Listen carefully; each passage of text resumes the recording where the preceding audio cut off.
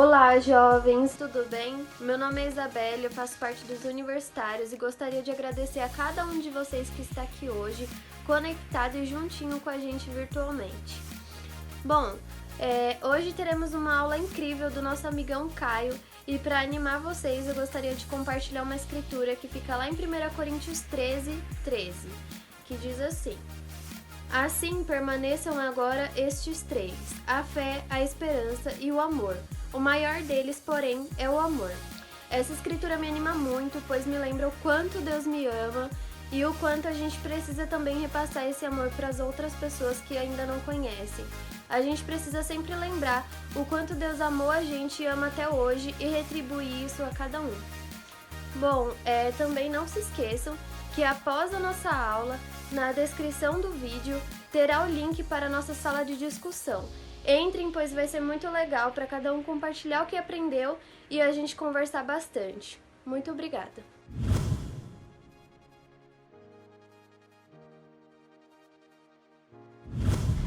E aí galerinha, beleza? Prazer, eu sou o Caio César, eu falo aqui diretamente de Brasília, mas eu nasci e cresci em São Paulo, galera. Não sei se vocês me conhecem, mas eu sou paulista, nasci aí em São Paulo, fui batizado em São Paulo, por muitos anos eu estive no Butantã e por muitos mais anos eu estive em Osasco, que foi onde eu me batizei.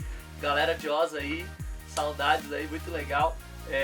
Enfim, gente, eu tô aqui hoje pra falar com vocês aqui nesse culto dos jovens.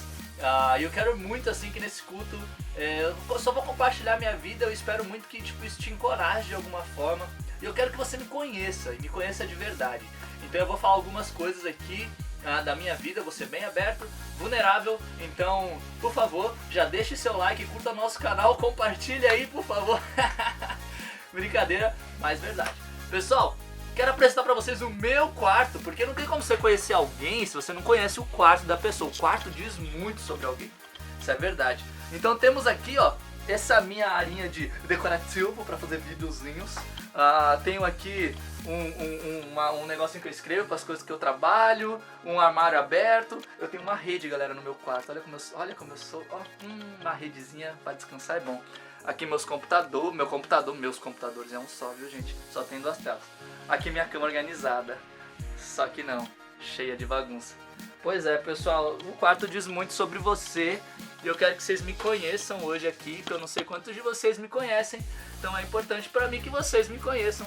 E aí, enfim, como eu falei, meu quarto diz muito, inclusive meu relógio tá quebrado, então você já pode saber como eu sou. Enfim, um cara meio doidinho da cabeça, como vocês podem estar percebendo já, né, galera? Mas então, meu pessoal, hoje eu vou, enfim, falar um pouquinho de mim aqui e espero que você curta, que você de alguma maneira se aproxime de Deus ouvindo um pouco da minha história. E eu não vou esconder nada de vocês aqui, eu vou falar realmente quem eu sou, quem é o Caio César, e eu vou dizer pra vocês que o Caio César é o Dustin de Stranger Things. Lembra do Dustin, aquele carinha que o Dustin, não lembro, não sei nem como fala, aquele carinha que não tem dente, o mais fofinho de todos. Pois é, não que eu seja fofinho, mas eu sempre me achei o cara mais feiozinho do grupo, o cara mais romântico, o mais idealizador das vidas, enfim, o cara mais assim, né? Eu sempre quis viver aquela love story. Enfim, por favor, não dê o dislike com essa musiquinha, porque, enfim, eu não canto bem. Mas eu sempre fui muito assim, sabe? Crescendo ao longo da minha vida, especialmente quando jovem, muito romântico, né? Querendo viver altas coisas, altas aventuras. Mas ao mesmo tempo assim, tipo, eu era... Ai, cara, não sei nem como dizer. Calma aí, não vou dizer isso ainda não. Segura aí, eu vou falar outra coisa antes. Pra você saber como eu sou, eu vou te contar da minha vida amorosa. Pois é, quando eu tinha ali uns 13, 14 anos, cara, eu gostava de uma menina. Meu Deus, essa menina, eu era apaixonado por ela. E eu fazia tudo que ela queria. Qualquer coisa eu faria. Tipo, me compra qual é o nome daquele chocolatezinho lá, totalmente caro pra caramba? Esqueci agora. O Kinder Ovo, me compra o Kinder Ovo. Cara, eu comprava um Kinder Ovo, velho. Comprei Kinder Ovo pra menina, velho. Pois é, Kinder Ovo é muito caro. Mas enfim, eu tô contando essa história só pra vocês saberem, assim, cara, que eu sou um cara que além de mega romântico e não sei o que, eu sou um cara que adora atenção, especialmente das meninas. Crescendo ao longo da minha vida, eu fui percebendo, assim, sabe, tipo, eu fui construindo eu tenho uma baixa autoestima muito grande, e eu queria receber a atenção das pessoas, como no geral, mas das mulheres, porque se as mulheres me dessem atenção, eu ia me sentir bem, eu ia me sentir, sei lá, querido ou desejado, né? Então, cara, eu gostava muito de ter a atenção das mulheres, assim.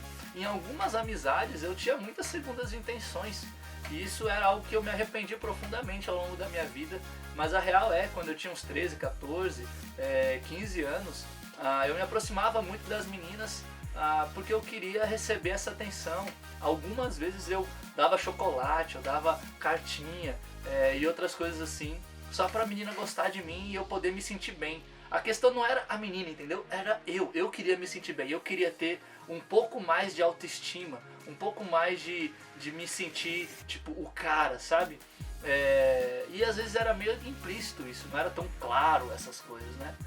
Então, enfim, muitas coisas ao longo da minha vida foram acontecendo nesse sentido, né? Poxa, eu queria atenção, de eu ter baixa autoestima, de eu ser muito inseguro, e a minha vida foi, assim, essa é a maior luta da minha vida, né? Sendo bem sincero. E aí, quando eu tinha uns 13 anos mais ou menos, eu comecei a perceber que tinha um monte de amigo meu estudando a Bíblia.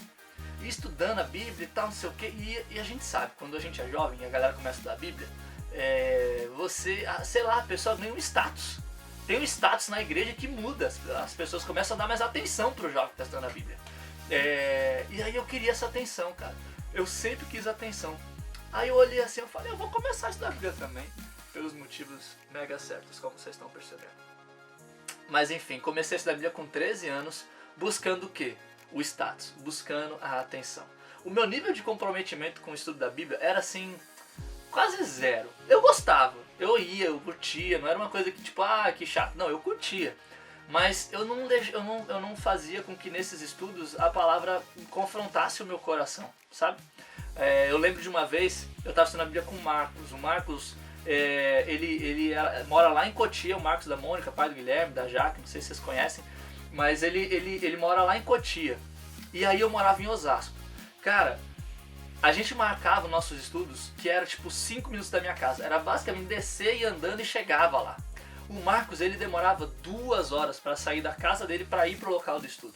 Aí teve uma vez que a gente marcou o estudo 8 horas da manhã. Porque a gente ia ter o estudo de 8 às 9, 9 horas ele ia pro trabalho, alguma coisa assim, não lembro. Ou era de 7 às 8. Eu sei que o Marcos acordou 4h30 da manhã, fez seu café da manhã, se preparou, saiu de casa, andou 2 horas no trânsito de São Paulo, e o que o bonitão estava fazendo? Dormindo. Acordei, tipo, era umas 10, 11 da manhã, acordei quase meio-dia naquele dia, meu pai me olhando assim, ó, cafezinho na mão. Caio, você não esqueceu alguma coisa não? Aí eu, não, tô tranquilo, meu pai, o Marcos veio aqui, o Marcos estava te esperando pro estudo bíblico. Cara, quando ele falou isso, eu gelei. Cara, eu gelei tanto. Eu falei, meu Deus, eu fiz o cara sair de lá e eu era só acordar, botar um chinelo e descer, sabe? Velho, foi muito ruim, assim. Mas esse era o nível de comprometimento, assim. Eu gostava dos estudos, mas eu não me comprometia com eles, ou entendia a importância. Enfim, foi coisas que eu fui aí crescendo, desenvolvendo na minha vida, mas enquanto jovem era isso, assim. Eu queria, as minhas motivações eram as piores possíveis. Eram motivações de querer a atenção das pessoas, de querer que as mulheres gostassem de mim, de querer suprir uma baixa autoestima minha, muito inseguro com tudo. Isso até na escola, né? Eu era aquele carinha nerd que queria a atenção do professor e queria ser o melhor da turma. Era eu. Gente, eu era muito chato quando jovem.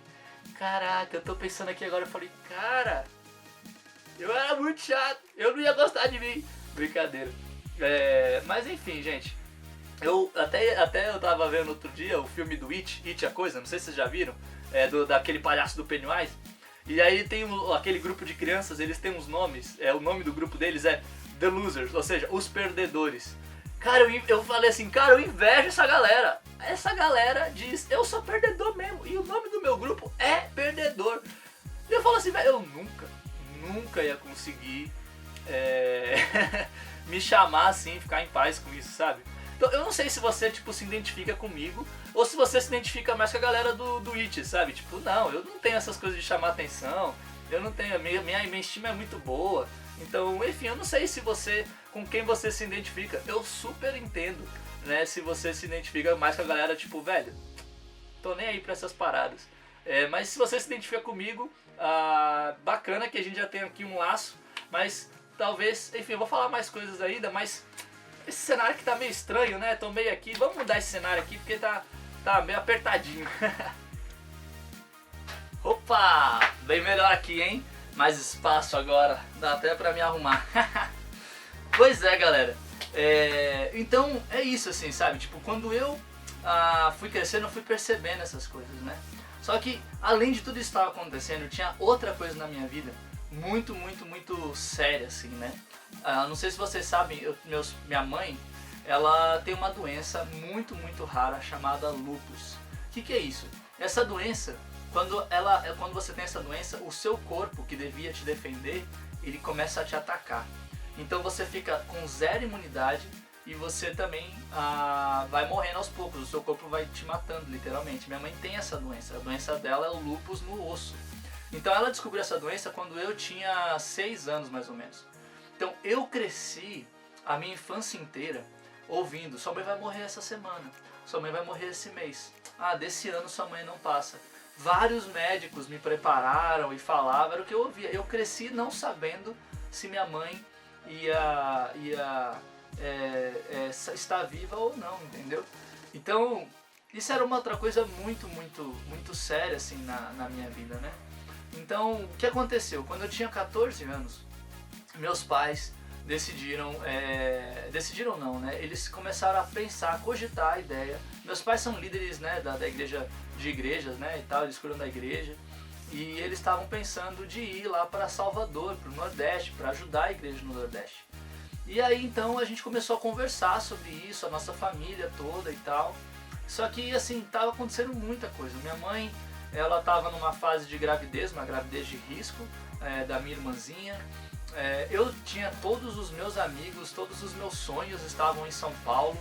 E de repente, tipo, abandonar tudo, assim, por Deus e pela minha família, com a minha família, mas deixar meus amigos, deixar tudo que eu conhecia para trás.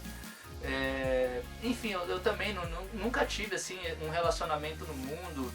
Apesar de todo esse meu desejo de querer me relacionar, de querer ter essa história de amor, eu aguardei o tempo, assim, eu tenho aguardado o tempo de Deus, de viver isso na igreja, né? Graças a Deus, tenho vivido aí os namoros que eu já tive foi na igreja, e isso, assim, mas naquela época eu me sentia muito sozinho, porque eu era muito romântico e não tinha ninguém do meu lado.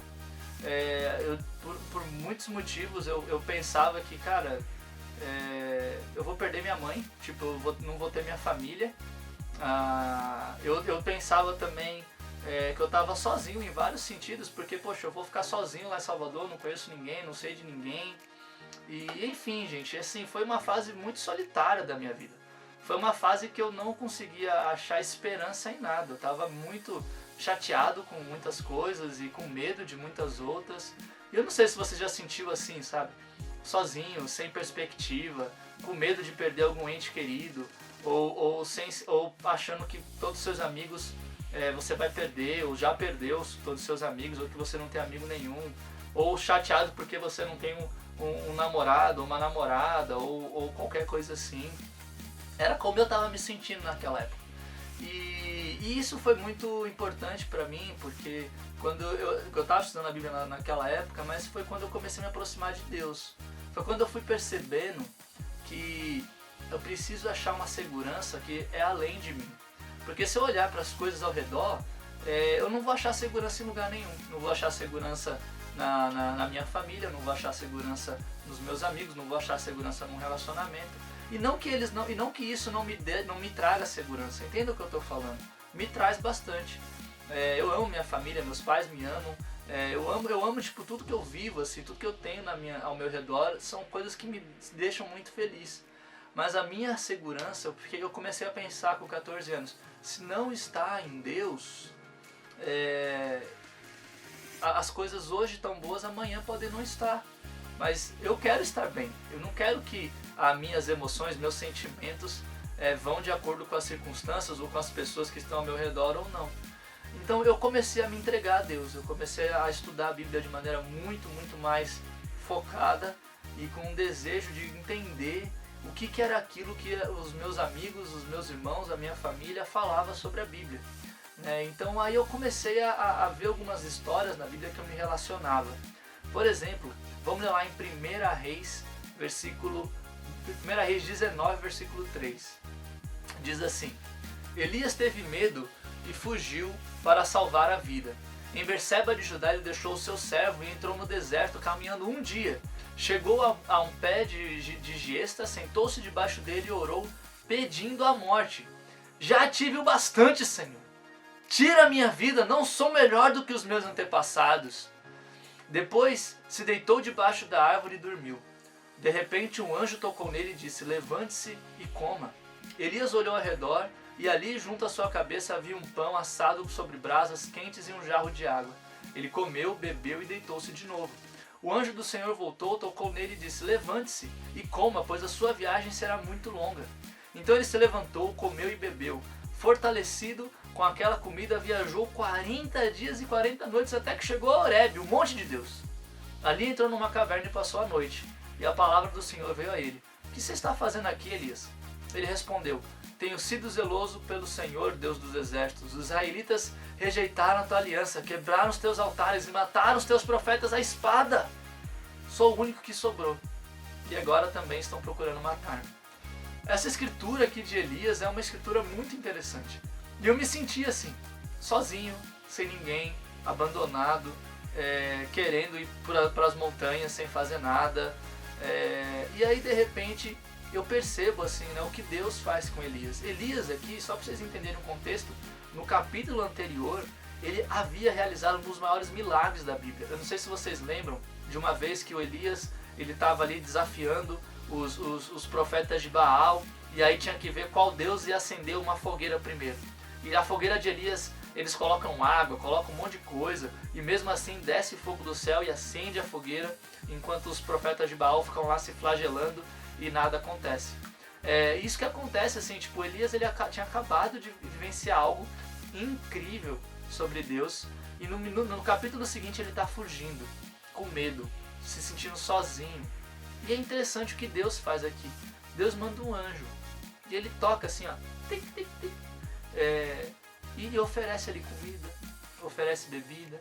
Deus tira ele do monte que ele estava e o leva para o monte de Deus, né? Fala que ele chegou ao monte de Deus. É isso que Deus faz com a gente. E no fim ele pergunta, Deus pergunta: como é que você está? E isso, para mim, falou muito no meu coração, né? Porque eu comecei a ver como é que Deus está cuidando de mim. Qual é o toque do anjo que Deus está dando? Qual que é a comida que ele está me oferecendo? Qual é o monte que ele está querendo me levar para ele cuidar de mim, para ele me ouvir? E eu comecei a enxergar a Deus como um amigo, como alguém que eu poderia chorar, como alguém que eu poderia brigar, como alguém que eu poderia reclamar, como alguém que eu poderia dizer o que eu estava pensando, né? E eu comecei a perceber como minha família era um copo de água no meio do deserto, como os meus amigos eram um prato de comida, como os estudos bíblicos era algo que me ajudava, que me satisfazia, sabe? Que me dava força. E eu comecei a perceber que Deus estava cuidando de mim, mesmo eu me sentindo completamente sozinho. E aí, no versículo 15 de 1 Reis 19, ele continua falando, ele fala: o Senhor lhe disse: volte pelo caminho por onde veio e vá para o deserto de Damasco. Chegando lá, unja Azael como rei da Síria.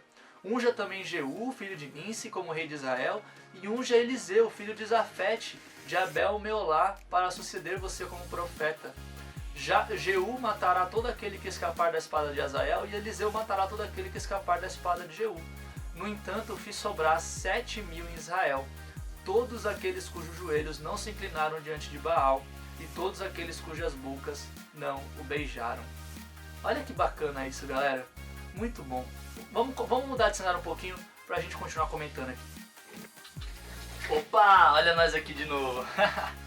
Então, pessoal, essa escritura é muito, muito, muito interessante, porque ela fala o quanto que Deus estava reservando 7.000 pessoas para a vida de Elias ali. Ele falou, olha, eu vou te dar 3 grandes amigos, 3 grandes companheiros que vão te ajudar para onde quer que você vá. E além disso, ainda tenho separado tanto de pessoa que não se curvou a Baal. E isso é tão legal assim de ver como Deus ele cuida da gente. Não significa que seguir a Deus a gente nunca vai se sentir sozinho, nunca vai ter problemas, nunca vai ter dificuldades. Não é esse o ponto. O ponto é que seguindo a Deus a gente pode ter certeza que Ele sempre vai ter uma maneira de nos ajudar. Seja num momento, seja num relacionamento ali com Ele, seja nos oferecendo coisas grandiosas que a gente nem imagina, que a gente nunca nem esperou. Esse é o Deus que a gente tem, galera. E é um Deus incrível. Elias aqui, ele experimentou coisas fantásticas depois de tudo que aconteceu.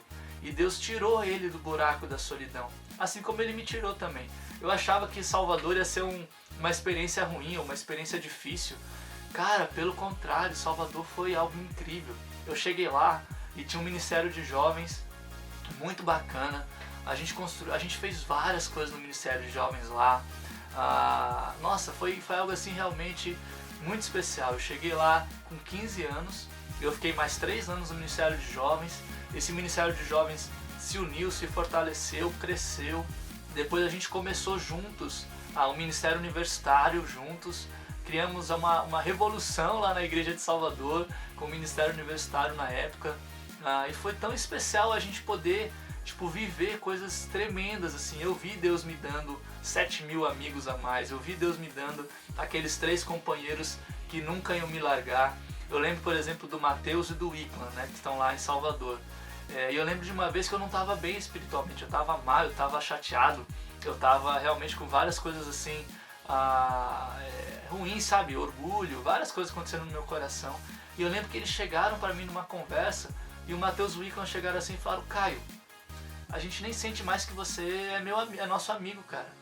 Você tá deixando o pecado subir a sua cabeça, o orgulho subir a sua cabeça. Você precisa baixar a bola, cara. E eu lembro que eles falaram isso com tanto amor no coração que, por mais orgulhoso que eu tivesse naquela época da minha vida, eu ouvi, né, e veio com alegria na minha mente, sabe, na minha vida. Então Deus me deu muitas outras bênçãos. Deus cuidou da minha mãe.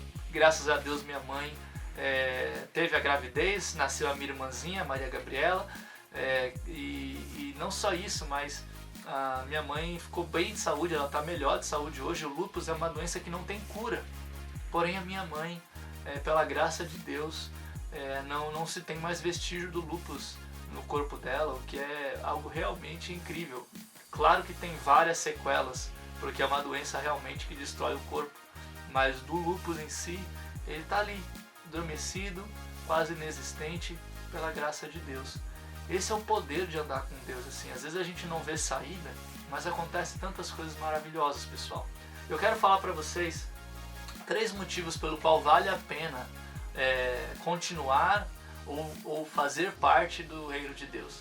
A primeira coisa é que Deus, ele ama os jovens. Você já parou para pensar que todos os apóstolos tinham em torno ali de 13 a 21 anos? 15 a 21 anos era a faixa deles ali. O mais velho era Pedro, né? E o único casado. Ou seja, Jesus, ele escolheu jovens para ajudar ele a construir. Quando a gente pensa nos apóstolos e vê aqueles símbolos, a gente pensa aqueles caras de 30 a 40 anos. Não, galera. Eram pessoas com a sua idade que fizeram uma revolução no mundo inteiro. Se você pensar em Timóteo liderava uma igreja com 17 anos. E vários outros homens e mulheres da Bíblia eram tão novos quanto você, e Deus usou a vida deles para realizar grandes coisas. Deus ama os jovens e quer usar os jovens. Fazer parte do Ministério de Jovens é a coisa mais legal que existe. Uma das maiores lembranças da minha fé estão no Ministério de Jovens. Cara, não acho que isso é pouca coisa. Aproveite essa fase. É a melhor fase, onde você pode construir amizades profundas. Meus melhores amigos eu construí na época dos jovens. O Mazela, por exemplo, está aí em São Paulo, é um dos meus maiores amigos da vida. E a gente se conheceu no Ministério de Jovens. E a gente está juntos até hoje, anos, décadas juntos já, né, por conta do Ministério de Jovens. Tem a escritura de 1 Timóteo 4 que fala, versículo 12, ninguém o despreze pelo fato de ser jovem, mas seja um exemplo para os fiéis na palavra, no procedimento, no amor, na fé e na pureza. Eu li essa escritura todos os dias quando eu era do Ministério de Jovens e batizado, né? Porque eu olhava isso e eu falava, cara, se eu for o exemplo na fé, na palavra, no procedimento, eu posso fazer grandes coisas para Deus. Eu preciso fazer o básico, eu preciso ter meu tempo com Deus, eu preciso amar, eu preciso servir, eu preciso me envolver com as pessoas, eu vou fazer a minha parte, eu vou ser esse exemplo. E Deus vai me usar para fazer grandes coisas. E a segunda coisa que eu queria te animar sobre o Ministério de Jovens é que quando a gente passa a fazer parte do reino de Deus, a gente vê milagres, galera. São milagres incríveis, a gente tem experiências maravilhosas. Cara, quantas vezes você não foi no acampamento de jovens ou no retiro de jovens e grandes coisas aconteceram? Grandes milagres você viu na sua vida. Quantas vezes você não teve a oportunidade de conhecer pessoas diferentes ou de viajar, ou até mesmo de, sei lá, de ter uma festa super de boa. As maiores festas que eu fui na vida foi no Ministério de Jovens na igreja. Eram festas onde eu podia me soltar, ser quem eu era, sem medo, e não tinha bebida, não tinha ficar, não tinha nada. Eram as coisas mais legais que eu podia viver. E eu já fui em outras festas do mundo, a galera bebendo, a galera vomitando, a galera ficando e gente traindo. Não! As melhores festas que eu fui foi no Ministério de Jovens. A gente vê verdadeiros milagres, grandes coisas. Por servir nos jovens e depois nos universitários, eu tive a oportunidade de viajar para os Estados Unidos, ser treinado lá. Eu já fui para uma conferência lá em Singapura. Cara, eu não estou falando que isso vai acontecer com todo mundo, mas quanto mais a gente se entrega a Deus e se entrega ao reino dele, mais coisas a gente é abismado por ver coisas acontecendo no reino de Deus. E uma terceira coisa que eu quero falar especialmente para quem é batizado, é o Espírito Santo, cara. Uma das coisas mais interessantes e mais legais de ser jovem e ser cristão é o Espírito Santo de Deus. Porque quando a gente está nessa fase da vida da juventude, a gente não sabe o que quer, como fazer, o que fazer, fica aquela loucura, não sabe para onde ir. E o Espírito Santo, ele é um conselheiro tão incrível. A gente, se dedicar à oração, se dedicar à meditação, se dedicar a entender os caminhos espirituais da vida, te dá muita segurança para você descobrir com quem você namora, para você descobrir que faculdade você faz, para você descobrir como ajudar a sua família a ter um relacionamento melhor entre você e seus pais, ou entre você e seus irmãos. O Espírito Santo ajuda muito, nem sempre é fácil, a gente precisa aprender a se relacionar com o Espírito Santo, não é uma coisa que nasce da noite para o dia, mas eu te garanto, se você se dedicar a conhecer e entender o Espírito Santo de Deus, você vai ter muito mais segurança para viver, para fazer suas coisas, entendendo, né, que conselhos, né, por exemplo, se você está orando muito e você começa a pedir conselho para as pessoas, caraca, velho, as coisas começam a ficar claras de uma maneira que isso te dá muita paz. Muita paz. É aquilo que a Bíblia fala, né? Deixo a minha paz lhes dou. É isso que Deus diz a todos nós.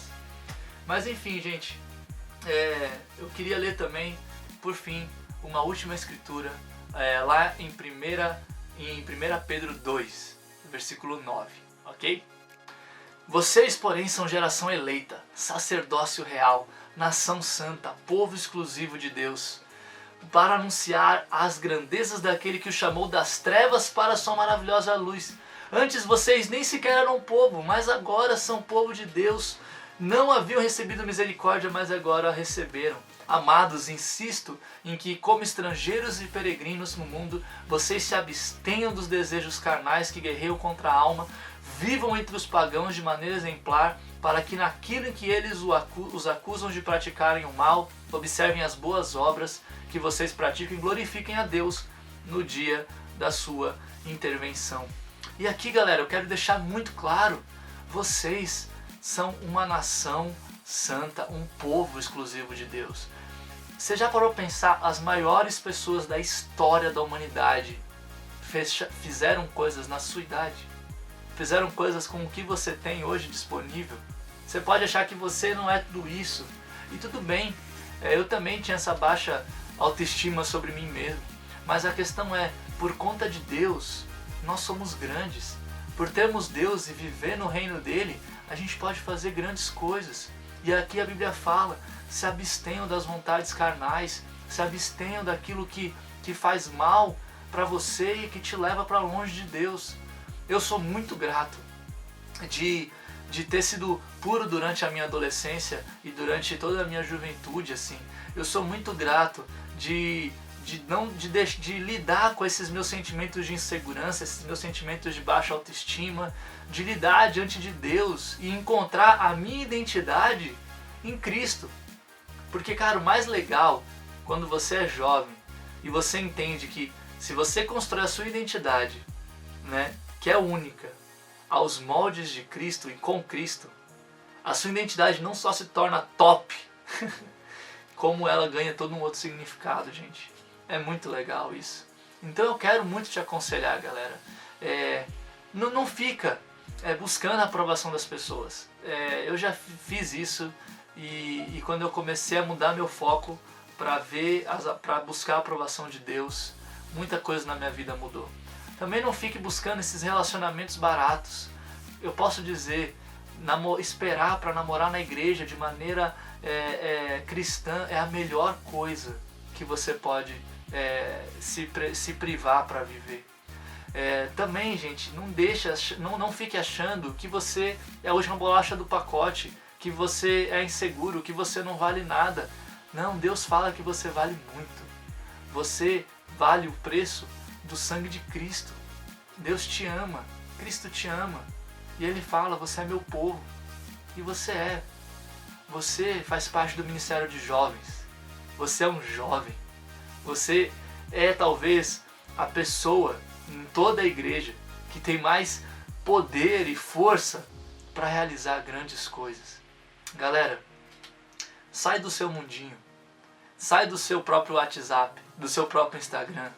Começa a ajudar outras pessoas. Começa a se envolver com a pessoa da igreja. Mesmo se você é cristão ou não. Faz isso. Começa a servir. Começa a entender como se relacionar com o Espírito Santo. Eu tenho certeza que na pior solidão, como eu passei, como Elias passou, você vai achar Cristo. E você vai ver todo um significado. E você vai vivenciar coisas maravilhosas com Deus. Vocês são um ministério de jovens, galera! Isso é demais! Arrasem! Vão com tudo! São Paulo é grande, mas vocês também são. E eu tenho certeza que vocês vão fazer grande diferença glorificando o nome de Deus, ok? Tamo junto, pessoal. Espero que vocês tenham gostado. Até mais e até a próxima. Quando for em São Paulo a gente se fala mais. Ou no acampamento. Valeu!